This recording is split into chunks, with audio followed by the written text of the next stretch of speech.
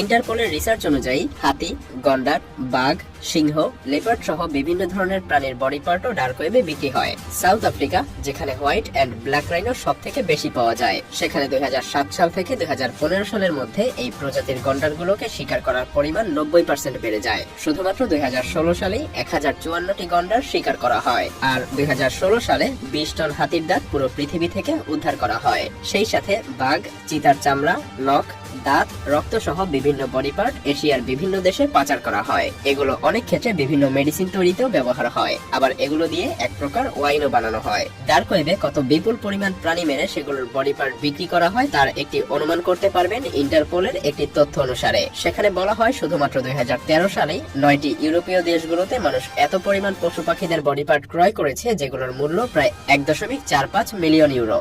আসলে রিয়েল লাইফে মানুষের প্রাণ বাঁচানোর জন্য বিভিন্ন ধরনের বডি পার্টের প্রয়োজন হয়, যেগুলো টাকা দিয়েও কিনতে পাওয়া যায় না, আর তাই মানুষ ডার্ক ওয়েব থেকেই এগুলো কিনতে বাধ্য হয়। আর ডার্ক ওয়েবে নিজেদের বডি পার্ট বিক্রি করে দেয় গ্রামের বিভিন্ন অশিক্ষিত মানুষেরা। বিভিন্ন চক্র তাদের বডি পার্ট বিক্রি করতে বাধ্য করে।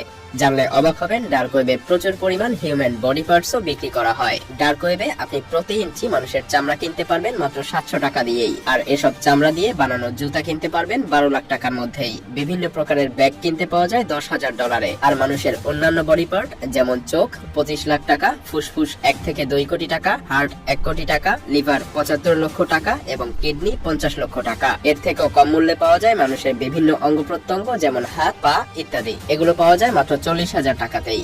এবার মাদক দ্রব্যের দিকে আসা যাক। ডার্ক ওয়েবে আপনি হিরোইন কিনতে পারবেন প্রতি গ্রাম 3000 টাকায়, মেথ এবং এলসিডির মূল্য 5000, আর এগুলো আপনার বাসায় হোম ডেলিভারি করা হবে 5 থেকে 10 দিনের মধ্যেই। আমেরিকাতে প্রতি গ্রাম হিরোইনের মূল্য $112। কিছুদিন আগে ভারতের 25 বছর বয়সী এক যুবক এগুলো কেনার জন্য শুধুমাত্র বিটকয়েন সাইটগুলোই হ্যাক করেনি, বরং ওয়াইফাই এর সাহায্যে কানেক্ট করে বিভিন্ন মানুষের ডিটেইলও চুরি করেছিল। অবশ্য তাকে পরে গ্রেফতার করা হয়েছিল। ইউরোপিয়ান অপারেশন ডার্ক হান্টারের তথ্য অনুসারে এসব মাদকদ্রব্য রাখার কারণে 150 জনকে আটক করা হয়েছে, আর এগুলো শুরু হয়েছিল 2013 সালে সিল্ক রোড নামক একটি ওয়েবসাইটের মাধ্যমে।